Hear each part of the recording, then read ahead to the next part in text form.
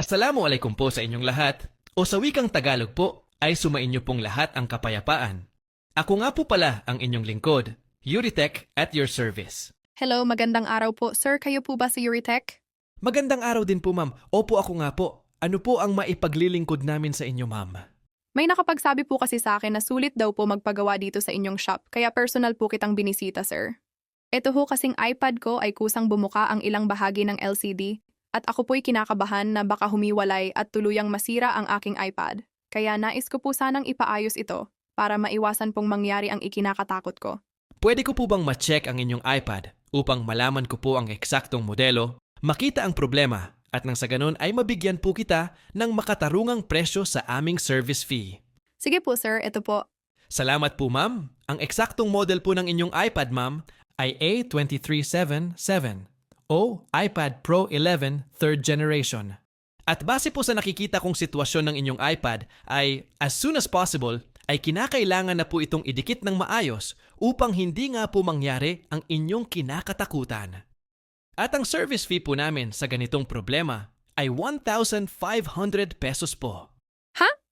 Tama po ba ang narinig ko, sir, na 1,500 pesos po ang inyong service fee sa pagdidikit lang ng LCD ng iPad ko? Opo ma'am, hindi po kayo nagkakamali at tama po kayo ng pagkarinig. Sa napakasimple lang na trabaho, ay sisingilin nyo na po ako ng mahigit 1,000?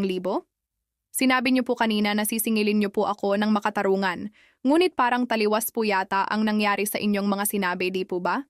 Ipapaliwanag ko po ang aking side ma'am. Naiintindihan ko po na sa inyong side ay parang simple lang ang aking trabaho. Babaklasin ko lang naman po ang LCD at lalagyan ng pandikit. Bagamat po, ganun nga po talaga ang aking gagawin, ay dapat din po natin maintindihan ang mga hidden risk sa aking trabaho. Dapat rin po natin isaalang-alang ang halaga ng inyong iPad at syempre, ang presyo ng LCD ng iPad.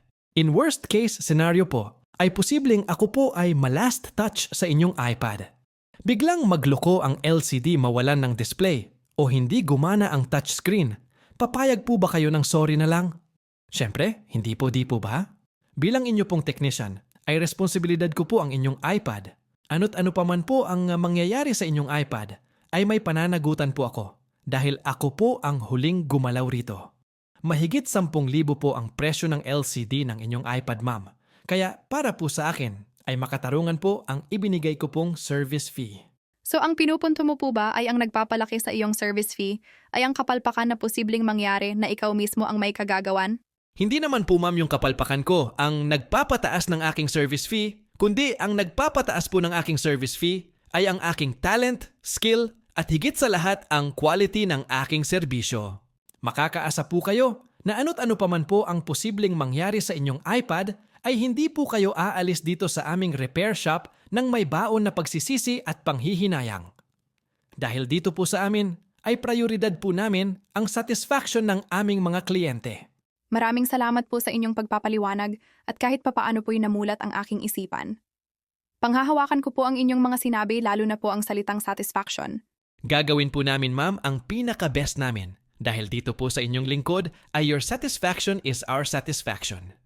Maraming salamat po ma'am sa inyong tiwala. Maupo muna po kayo dyan, mag-relax at kami na po ang bahala sa inyong pinakamamahal na iPad.